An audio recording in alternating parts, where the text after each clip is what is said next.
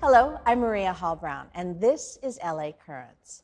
There's an old saying that goes, "We repeat what we do not repair," which is one of the reasons I am so delighted to be here today at the Children's Institute in their brand new facility in Watts. And I'm joined by the president and CEO, Martine Singer. So nice to be here. Thank you. Well, it's a gorgeous space. It's an active space. There's already a lot going on, even though it hasn't been open that long, but it's really filled with a lot of great energy.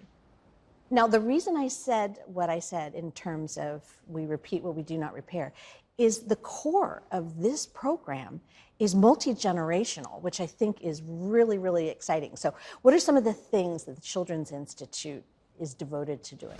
Well, I think you really captured it in that one saying, which I'm definitely going to steal. We work with the whole family, 2 generations, 3 generations, whoever is living in the household. Because children live in a family and the family lives in a community, and we really have to address what's going on in all of those spheres, home, school, community. So we do a lot of services for children and families. We have an enormous preschool program that includes home visitation. We're throughout South LA.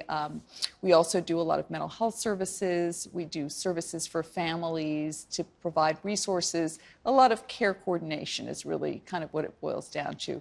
We work with very vulnerable populations like transition age foster youth who are aging out of the system and kind of left to their own devices, don't have a lot of support and scaffolding and resources to finish school, find a job, find housing, and so forth. We work with a lot of younger children in the foster care system. We work with families that are living in difficult circumstances because of poverty, because of violence in the home, violence in the community, displacement, deportation, imprisonment, all of the things that can rupture a family and cause trauma. So the core of our service model is to address trauma, which, as we now know, because of the ACEs study and all of the research and the good work that's been done to make the public aware, we know that trauma can really hurt minds and bodies. So early trauma can cause not only mental health problems, substance abuse issues. This is logical. It's kind of what everybody knows. But it also affects the developing body and can cause lifelong health problems. So intervening early where there's trauma is critically important to changing that trajectory and not repeating generation after generation of trauma and all of the results that come from it. Okay, let's get down to so define trauma, because, trauma can be a vast array. Is it witnessing something? Is it physically feeling something? Is it, what are those categories of trauma? It's really all of that. I'm not a physician, I'm not a clinician, but trauma is, can be an act of violence that happens to somebody or that they witness.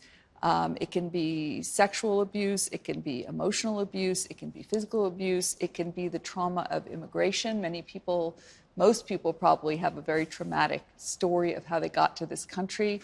It can be losing a parent to COVID. Many of our children have lost caregivers to COVID. It's not something that's talked about a lot, but there's been a lot of loss due to COVID. Trauma can come from a car accident, from any kind of sudden and abrupt and pretty severe disruption to your daily routine. And it's a word that's used a lot, but one of the things that is characteristic of the people that we see is that they're oftentimes living with chronic trauma. So it's not just one trauma. It's not just your husband died and you're going through grief and then you'll go through a natural process of healing and you'll get through it. There's violence in your community. There's been a shooting at your school. Your grandmother has COVID. Your father's in prison. It can be any of these things and all of them happening at the same time. And what happens is that the body produces cortisol and adrenaline, which is a natural response to trauma, right? Some trauma, some stress is good.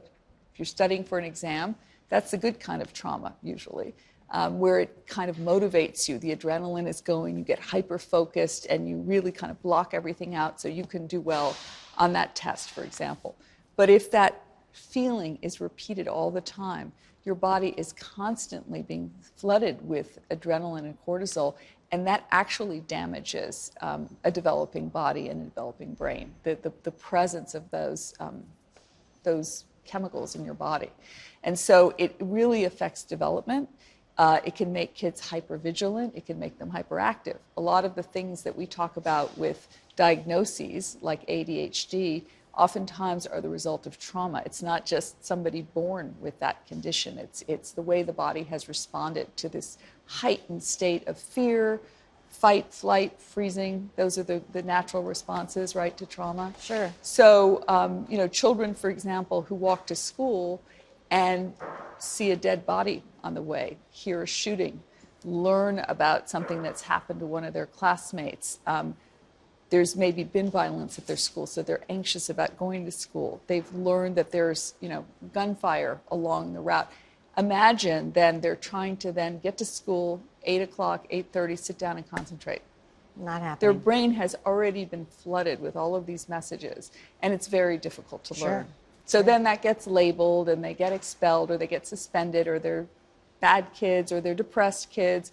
And many of the things that we see are just normal, natural responses to fear and danger.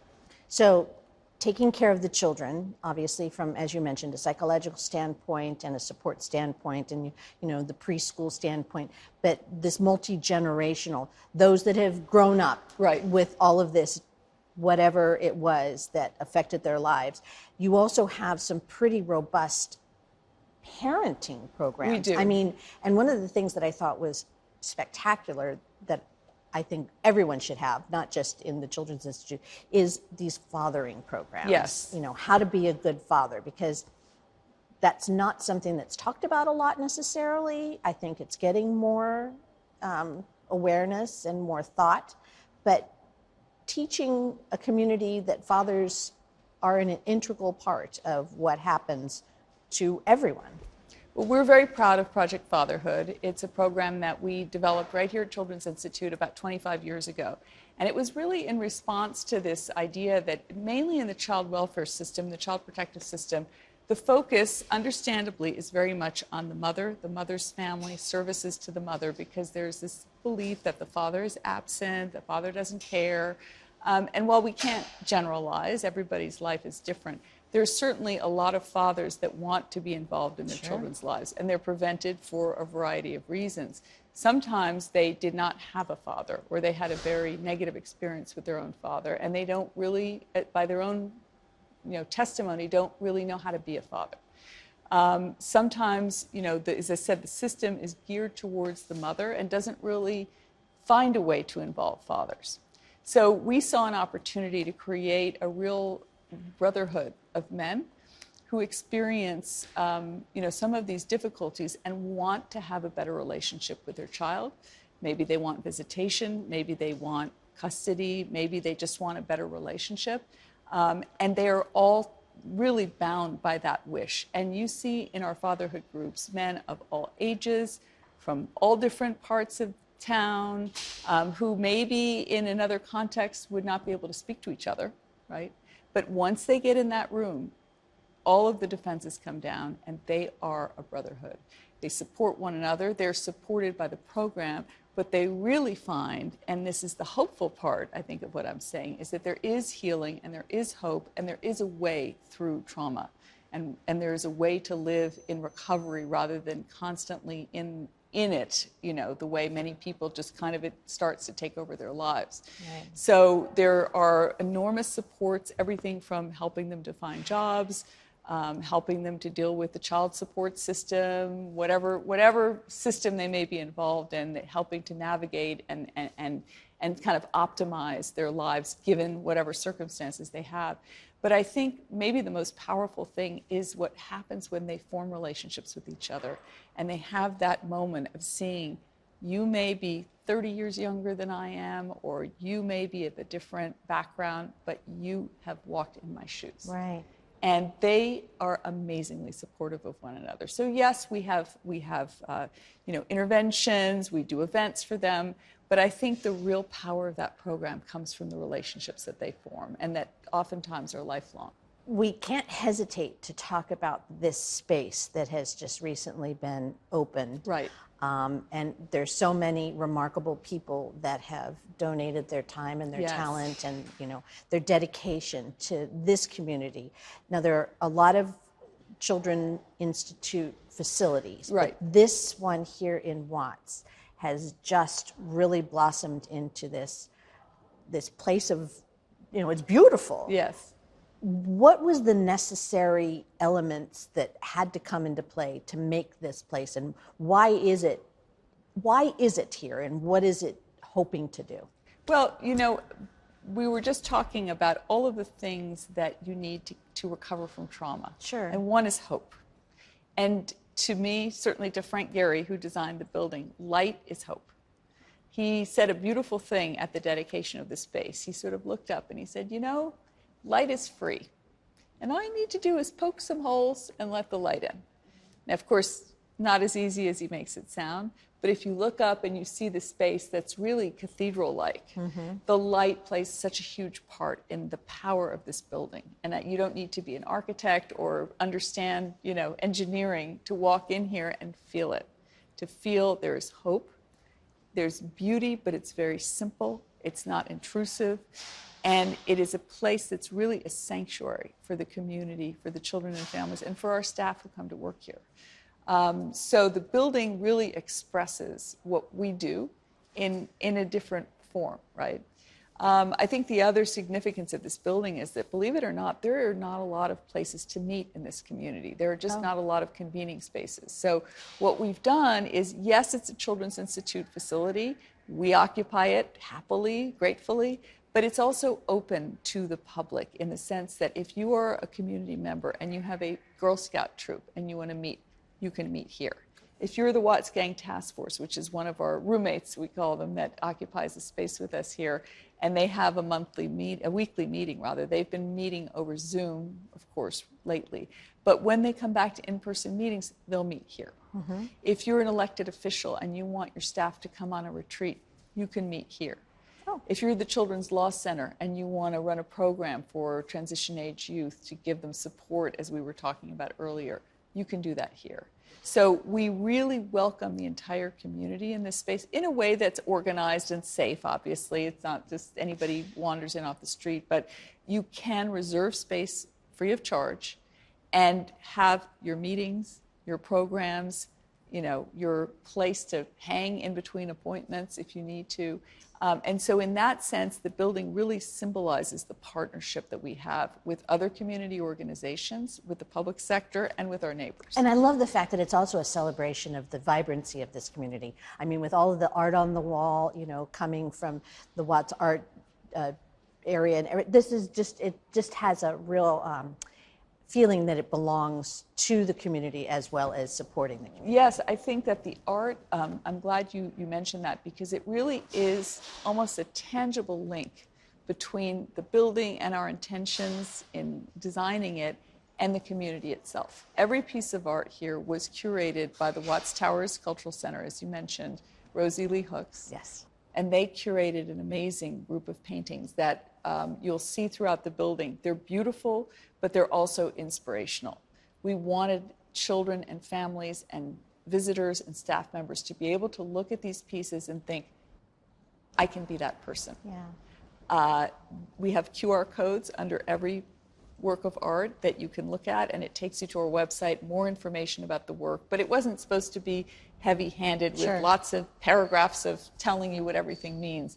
It really is art to be understood and admired in whatever way makes sense to you, and then there's an opportunity to learn more.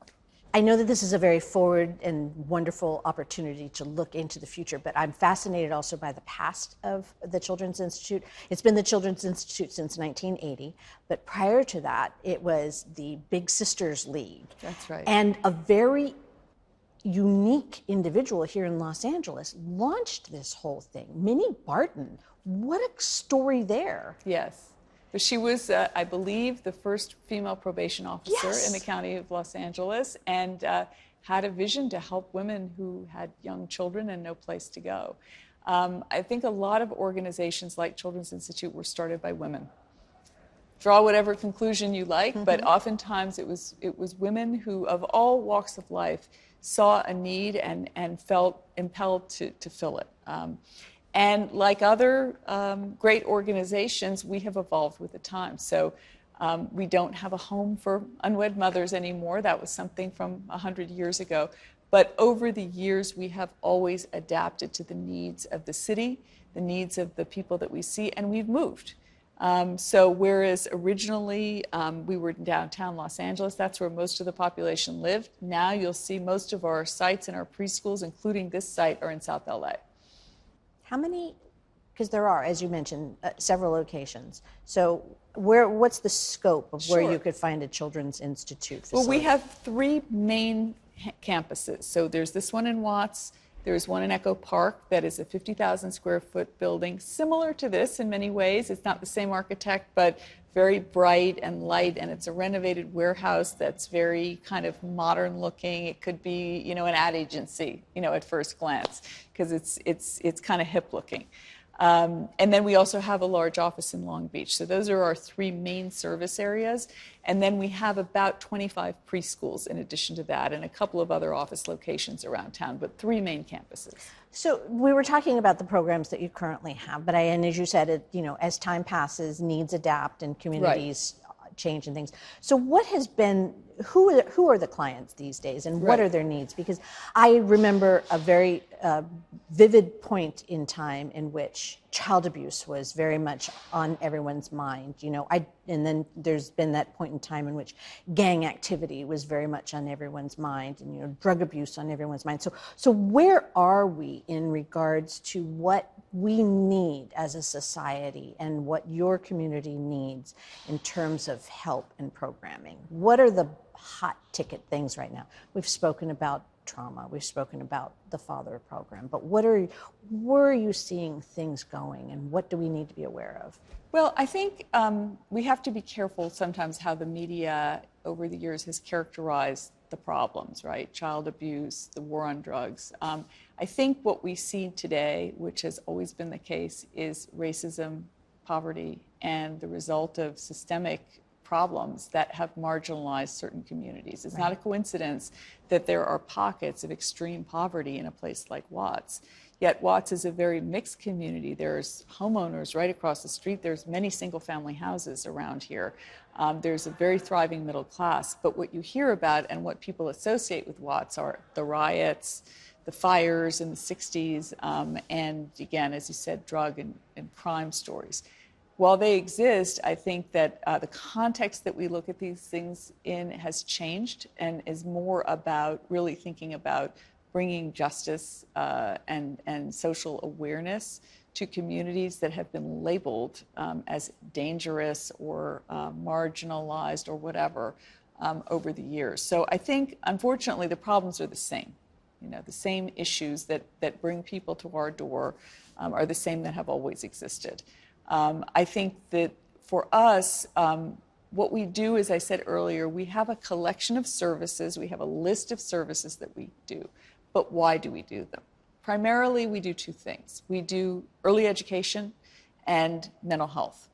And what that really means, what it comes down to, is we believe that educational success and emotional well-being are the foundation that will enable people to achieve economic mobility, to get out of poverty. That is ultimately why we do what we do. We, of course, want to help with mental health services, but what is the ultimate goal of that?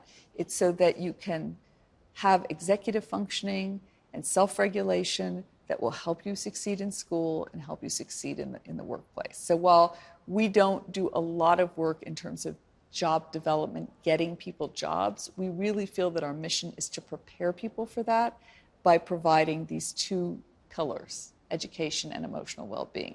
And so we hope that no matter what door you walk through to get to Children's Institute, whether you're bringing your 3-year-old to a Head Start center, whether you're a student in high school and you're referred to us for mental health services, whatever, or in Project Fatherhood, whatever the case may be, that we are the door through which you access all of these resources at whatever age you are and wherever you are in your life. So if you're a pregnant mother, we want a healthy birth for your child, and we're going to help you do that. If you're in our preschools, we want children to be ready for kindergarten, and that is a very profound thing, to be ready for kindergarten, because it's not just the ABCs, it's also having a health home and a primary care provider and dental services.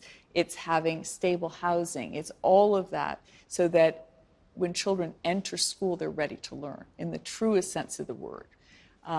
If you're in high school, we want you to graduate. If you're a transition-age foster youth, we want you to go on to post-secondary education and or career, whatever is right for you. If it's a technical school, or if you want to go right to school, that's fine. If you want to go to a four-year college, that's fine. We want to support you to do these things that at each stage of life are the key milestones. And they are cumulative. You know, I wish I could say that going to Head Start is going to guarantee you a great job 20 years from now. Not sure I could make that claim, but I know that if you get the Head Start, whether it's formally in Head Start or not, whether you get the Head Start you need to start school, and you're reading at grade level in third grade, and you're graduating from high school, and you're hitting these marks, your odds are much better cumulatively, right? Right. So that's where we're focused. Okay, Martine, I don't mean, this is probably going to sound like I'm asking for a grant report, but you know, how are you measuring the success of the programs? How are you knowing, even if it's just anecdotal? I mean, how do you know that this is working? I mean, there's been a remarkable investment and a lot of passion, and obviously, you know, your confidence and the confidence of everyone that I've run into today demonstrates that they understand that this is a great thing, but how are you being able to measure it? Right. Well, we look at a lot of things. We look at, for example, for our preschoolers, we look at where are they developmentally? Are they developing on schedule? If not, get them the preventive help they need. If they're on the autism spectrum, let's get to that early so that they're ready when they start school. So we look very carefully, again, at the developmental milestones that children should be achieving, and we measure them against that. For the mental health programs, there's all kinds of measures of emotional well-being that we use, depression, functioning under pressure. For families, we look at the protective factors, which are, you know, again, well-researched and normed measures of family stability, knowing where to get help, understanding child development, those kinds of things, having a social network, as I described in Project Fatherhood. Yeah, I was going to say, even the quantity of humans involved in something like that, I bet probably tells you what's going on. Completing services. I mean, that's not necessarily a measure where we give you a pre and a post test, but if you have had the perseverance to stay in services, that is a success.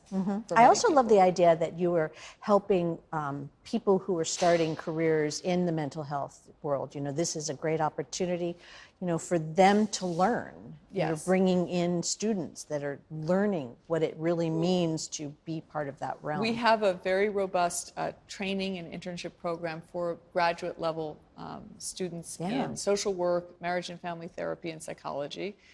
So we had about 26 students this year, and we'll have the same next year. And yes, it is a wonderful training ground because many of them end up wanting to work here, and we're thrilled by that because we know them, they know us, they know, you know, the practices that we use, and they can hit the ground running.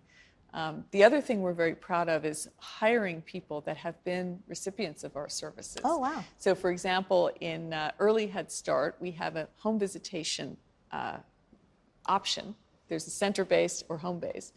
And in the home visiting program, we have several of our home visitors that were parents that were inspired by their own home visitor to go back to school, get their degree, and now they are doing the job. I know that you personally, and I don't have a lot of time, but I do want to ask, you personally, you've been in the, you know, in social services realm for a while, but you came from a media background. I did. How are you incorporating that? And are you seeing, because you were even speaking earlier about how the media sometimes doesn't necessarily tell the, inadvertently might not necessarily see things that they should. How is that helping you? Just is it helping? I'll tell you, I've always felt like I was a publisher in a past life where I had to oversee the business side and the editorial side, the journalist side. And I feel like it's much the same in an organization like this, where I am neither a teacher nor a therapist, but I am in charge of delivering services that they provide.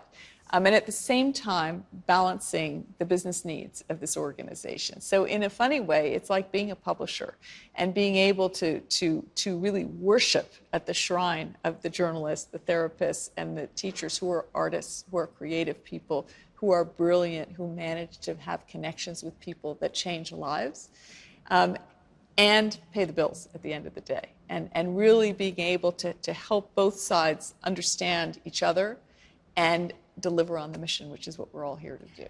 The paying the bills part, being a nonprofit 501c3, I mean, Yes. obviously, and even the wonderful, robust things that you're doing in the community, you rely on the kindness of strangers. Now, there's some pretty prominent names that I have seen around this building, Yes. so I get that part. But what are the other things that people can really do to help you, to help the Children's Institute, and to, maybe even get the word out? But beyond that, what do you hope others can do to, make this work go further?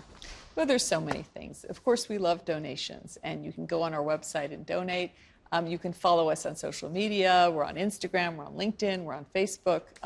But what we really want is to create awareness of the potential of children in our city, to understand that, don't judge a book by its cover, to understand where trauma might be impacting people's lives, and to look at people as we do with boundless potential to achieve success. That's really what we want our followers and our fans to do, is to spread the word that there is hope, that we need to invest in children for sure.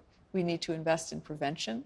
Obviously, it's much easier to help out when you're identifying a problem when a child is 6 months old or 4 years old than after they've failed in school. And the problems could have been prevented earlier on. Right. But we really want to create that awareness, the compassion and empathy for what's often seen as the other. We are all in this together. Yeah, there's no other. And they're all our children. Right. Okay, so the website?